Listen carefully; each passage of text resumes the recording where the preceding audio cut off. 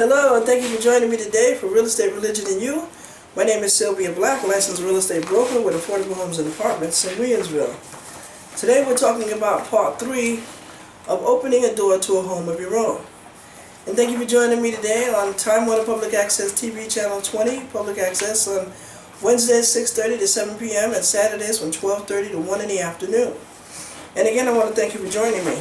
We're also talking about Free Money for Home Buyers, which is a book that I wrote, and it's available on AffordableHomesAndApartments.com.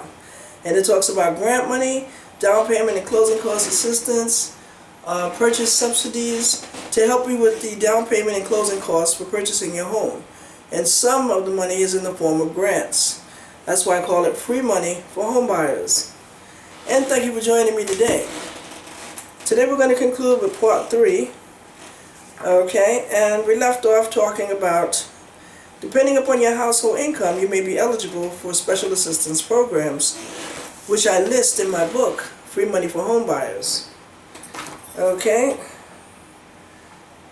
now we talked about the chart to help determine what type of mortgage you have, if you have a mortgage, and how much you would be paying based on the interest rate. Okay, if you like to register for the workshop, the First Time Home Buyer Workshop, please visit my website at AffordableHomesAndApartments.com and go to the section where it says First Time Home Buyers, sign up here. And also please visit my website if you'd like to get a copy of this book, Free Money for Home Buyers, which is also available on AffordableHomesAndApartments.com, and just go to the page where it says Books. Okay, and thank you for joining me today for part 3 of opening a door to a home of your own. Okay. Now, how large of a mortgage might you qualify for? Okay, I'm so glad you asked. Okay, now the chart below that we will talk about briefly will help you find how large of a mortgage you might qualify for based on your annual income and the interest rate currently being quoted for a 30-year fixed-rate mortgage. Okay, rather than using a normal 28% ratio, this chart uses 25% ratio and assumes that the amount you need to set aside to pay for taxes and insurance would amount to approximately the 3% difference. Now, this simplified approach should give you a fairly accurate answer. Okay, now for example, if you earn $15,000 a year, okay, or you can get a mortgage for $55,000. Let me see, interest rate. Okay, annual income, if you're making $15,000, your mortgage amount you qualify for will be $37,200 at 9.5% interest rate. That same $15,000, you could qualify for a mortgage of $55,000 for 5.5% interest. That's a big difference, huh? Now let's go, if you're making $20,000 a year, at 9.5% interest, you can qualify for a mortgage of $49,200. Okay, if you're making $20,000 a year and you're paying 7.5% interest, you could qualify for a mortgage of $59,600. Okay, that same $20,000 at 5.5% interest could qualify you for a house of $73,400. Okay. If you're making $25,000 and you get a house you could get a house at 7.5% interest, which is usually the average, and you could get one for $74,500 if you're making $25,000 a year. If there's two of you and you're making $30,000 a year at 7.5% interest, you can get a house at $89,400. Now, at 5.5% interest rate with a $30,000 annual income, you could qualify for a mortgage of $110,100. At a 9.5% interest rate with $30,000 a year, it could be $74,300. And the scale goes up. Let's go all the way up to $50,000. If you're making $50,000 and you get a home at 7.5% interest, that payment will be $149,000. So you could qualify for a home of 3 times your annual income, practically. That's what it's saying here, pretty much. 2 to 3 times your annual income. And this chart will be available for you when you come to the workshop, which will be disseminated to you with the home buyers kit that we will give you. Okay, now remember, you do not have to estimate the amount of taxes and insurance that you'll be paying.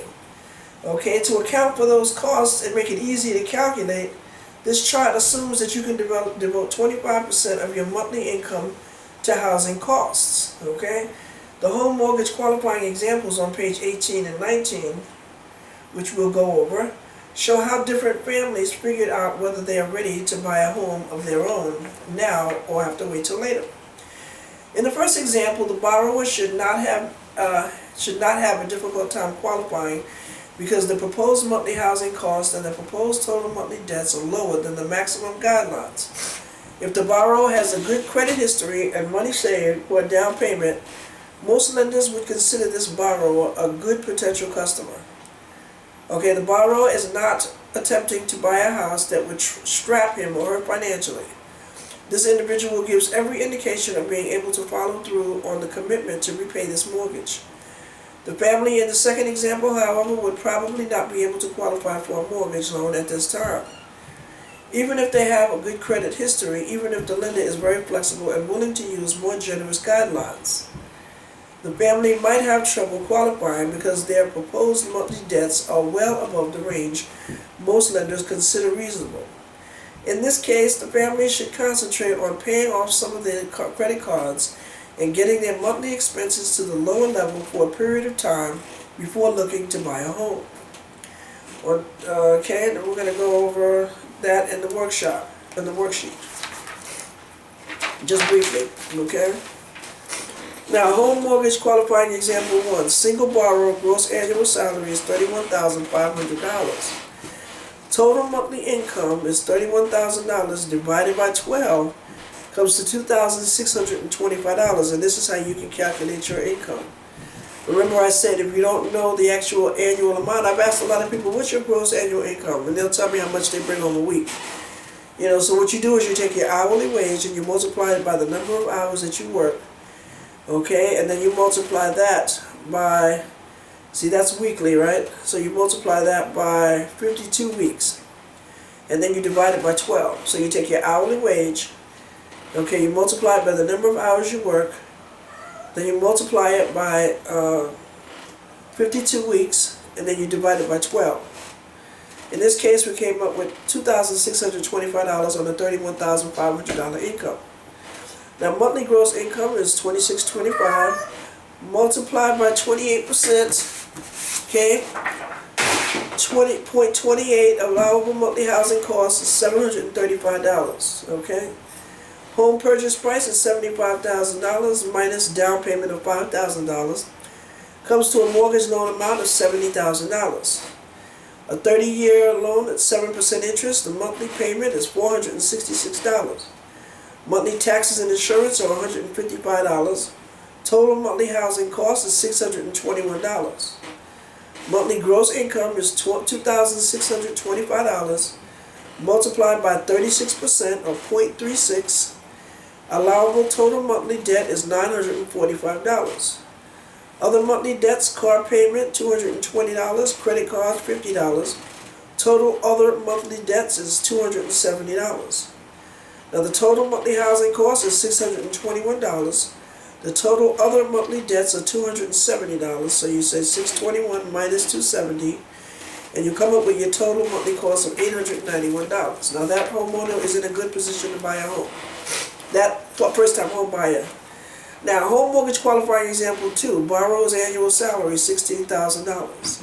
Co-borrower's annual salary $14,000. Total gross annual salary $30,000. Total monthly income is $30,000 divided by 12, which comes to $2,500. Monthly gross income of $2,500 multiplied by 0.28 or 28%. Allowable monthly housing cost is $700. This is on a two-income household of $30,000. Home purchase price is $70,000 minus a $5,000 down payment comes to a mortgage loan balance of $65,000. A 30-year loan at 7% interest, monthly principal and interest is $432. Monthly taxes and insurance is $160 with a total monthly housing cost of $592. Monthly gross income is $2,500 multiplied by 0.36 or 36% comes to an allowable total monthly debt of $900. Other monthly debts include a car payment of $200, a student loan of $110, and credit cards of $320, for a total other monthly debts of $630. The total monthly housing costs are $592. Total other monthly debts is $630. Total monthly cost is $1,222. Now this homeowner is not in a position at this time to buy a home. Okay, now have you been turned down for a mortgage recently? If you have tried to buy a home but were unable to get approved for a mortgage, you should try to find out why the lender did not make the loan. Based on the information that we just read, you may have already figured out why you didn't get the loan, but maybe you did not have a steady work history, or you tried to buy a house that was too expensive for your income, or your debt level was too high. If you are unable to figure out why you were turned down, you should ask the lending institution for an explanation. Okay, you should also ask what steps you could take so that you can qualify in the future. Now, are you ready to buy a home now? If so, what do you do first? Okay, now if you have read all the information above that I have read to you and have received a copy of your credit report, which you obtained, you may be ready to begin the process of buying a home. You may want to call Affordable Homes and Apartments to show you the homes in your area. 716-247-7555, or sign up online at affordablehomesandapartments.com and visit the page where it says first time home buyers sign up here. Okay, now you might also want to make an appointment with a mortgage lender. We can help you find the names of some mortgage lenders who participate in these programs that I list in my book, Free Money for Home Buyers, which is available on affordablehomesandapartments.com. Okay, it will take a little bit of time, not a lot, so I'm working with Affordable Homes and Apartments to find the right home and the price range that you can afford. That's why we try to be very specific when we ask questions. It will also take time to apply for a mortgage loan and have the lending institution evaluate your application and have the loan approved. Still, more time is required to do all the necessary paperwork and close on your loan. That takes about 2 months. Now, by the end of that, you will have a home for you and your family, and you will have achieved an important part of the American dream, home ownership. Okay? Now, do you're not ready to buy a home now? And if not, then what do you do? If you took the test that I gave you and you received a couple of minuses, or you weren't sure about some of the questions, don't be discouraged. Affordable Homes and Apartments is here to help you. You took the first step. The next step you may wish to take is to put your family in the path to home ownership, is to register for our workshop online at affordablehomesandapartments.com and sign up where it says first time home buyers here. In this book, Free Money for Home Buyers, which is also listed on affordablehomesandapartments.com, available, we list in here some free housing counseling agencies and free home buyer education programs that you can contact for some free counseling. Okay, it's difficult, but it's also rewarding. Time consuming, but it's worth it. It can be worth sacrificing and planning over a period of time to achieve these results. Okay. Now, we also have a home mortgage qualifying worksheet for you that we will sign for you so that you can help work out some of your debts. And again, we're talking about opening the door to a home of your own. Now, also, for those of you who don't qualify for or don't have a whole lot of money saved up for the down payment and closing costs, I talk about that in my book, Free Money for Home Buyers, which is available on affordablehomesandapartments.com, and go to the page where it says Books, or Books Galore. Okay, now, first thing we want to talk to you about, just briefly, and then we talked a little bit about mortgage processing, about knowing and understanding your credit, about mortgages that are available to you. Okay, and today we want to talk about the Section A Home Ownership Voucher Program, which is included in my book, Free Money for Home Buyers, which is available on affordablehomesandapartments.com. Okay, now if you wish to purchase your first home but need help in meeting your monthly mortgage and other homeownership expenses, there's a program that will help you. It's called the Section 8 Homeownership Voucher Program. In order to qualify for the Section 8 Homeownership Voucher, you must be receiving Section 8 and either working full-time or at least 1 year, for at least 1 year, and earnings do vary. Or if you're not working and on Section 8, you can be on permanent disability or SSI. That's right, you heard me right. If you're on Section 8 for a year and you're on this permanent disability, you could qualify for a Section 8 homeownership voucher. If you're on Section 8 for a year and you're receiving SSI, you could qualify for a homeownership voucher. If you meet either of these criteria, you may qualify for a mortgage to buy a house right now using your Section 8 homeownership voucher. The monthly mortgage payment by the homeowner is generally 30%. As a tenant, you have a Section 8 voucher, rental voucher, right? And so that means 30% of your, you have to pay 30% of your rent out of your pocket, and the 70% is covered from your Section 8, from Section 8, right?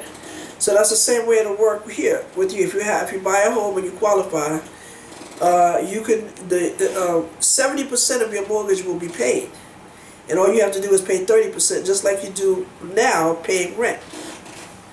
You understand what I'm saying? If you don't understand, holler at the sister sblack3001@gmail.com, or order a copy of your book. Your copy of this is Free Money for Home Buyers, available on AffordableHomesAndApartments.com. And my name is Sylvia Black, licensed real estate broker of Affordable Homes and Apartments, and I am your host today. Now, even if you have bad credit, you can still be a candidate for some federal programs. Okay, I can show you how to straighten out your credit and how to pay your debts off and move towards buying your new home. Affordable Homes and Apartments would like to help you get started. A home is one of the biggest investments that you will make. When you rent, you write off your monthly check, and that money is gone forever. But when you own a home, you can deduct the cost of your mortgage loan interest from your federal income taxes, and usually from your state taxes as well. This will save you a lot of money each year, because the interest you pay make up most of the monthly payment for most of the years of your mortgage.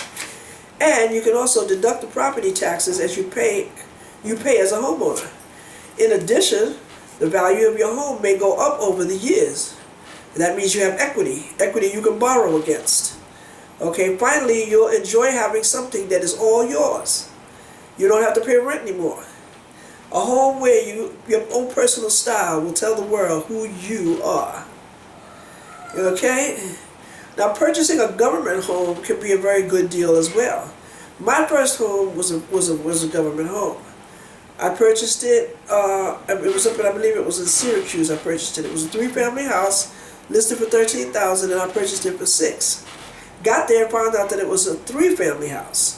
I started trying to manage it from New York City, but when I had sent one of the contractors a check, I had to have him turn the the fuse boxes into circuit breakers.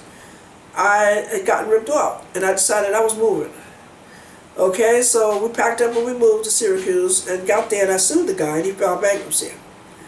Okay, so I never did that again. That's why I say to a lot of these investors, and I hope that you're listening, I've ran into a lot of investors that I help rent your apartments for you. And I also offer to manage your property for you as well.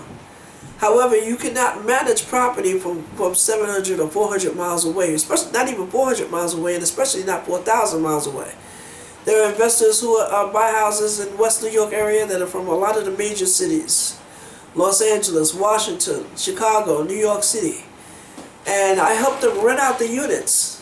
And then half of them fall behind in their rent. And they know that the owner is not in town and they can't file rent. They're not going to take off from their job just to come up here and file. And most of them will not hire a lawyer. A lawyer is going to cost you about $500. And a lot of them do not want to do that. So we here at Affordable Homes offer property management. And a lot of times owners, they don't want to pay the property management firm a reasonable amount of money to manage the property. So what happens with these contractors and these management companies? They end up charging $150 to change a light bulb. Okay, but we're going to talk more about property management at one of our next sessions. And I want to thank you for joining me today. Now, Like I said, purchasing a HUD home is a great involvement. That's why we moved to Syracuse, because when I came here to Buffalo, I had actually moved back to New York, and I got my broker's license, and then I got my broker's license because I had managed my own property. I did that for 2 years, and then went back to New York City, got my broker's license, and started selling real estate. Okay. Now, a lot of times, like we said, the down payment can be very little. An earnest money deposit can be very small. Okay, but when you don't have it, anything is not so small as it seems. And now the seller will usually pay the broker's commission, but the buyer will usually pay the points that the mortgage company gets. Okay, now there are grants that are available to you to help cover the cost of down payment and closing cost assistance, which are listed here in my book, Free Money for Home Buyers, available on AffordableHomesAndApartments.com. Even if you have bad credit, as I said before, you may be a good candidate for one of the federal programs and still be eligible to buy a house using your Section 8 voucher, and you could qualify for a home right now. Okay, and also, in addition to that, if you're a firefighter, a teacher, administrator in a school, okay, an emergency medical technician or EMT or a police officer, you could be eligible to purchase a government home in a revitalized area at 50% off of the sales price. Okay, and if you wanted more information on that, you can get a copy of this book at Free Money for Home Buyers on AffordableHomesAndApartments.com. Okay, now there are a lot of down payment and closing cost assistance programs that I list in this book here, but that is one of the most important aspects if you're on Section 8. Okay, 30%, 70% of your rent is being paid, and if you qualify, 70% of your mortgage can be paid. Okay, I list housing counseling agencies in here, home ownership programs. Okay, now, how can you build wealth through home ownership? Homeowners who have built equity in their home by paying off a significant portion of their mortgage debts are often able to borrow against the equity. Okay, that means that a homeowner in good standing can finance costs like college education, outstanding credit card debts, and home improvements a lot more easily. Interest on home equity loans is generally at a lower rate than interest rates on other forms of borrowing. And for home equity loans of up to $100,000, the interest is tax deductible. The same way mortgage interest is another advantage the same way mortgage interest is another advantage the homeowner has over the renter. Okay, most local and national banks offer home equity loans at a variety of interest rates and with a variety of different terms. Okay, now that's one advantage. Why buy rather than rent? Because now you have something that you call your own. Okay, you can have a home to leave to your children. A lot of people, they're introducing reverse mortgages, which I'm against. But of course, hey, you got to do what you got to do, you know. What happens is with a reverse mortgage is that if you pass and don't have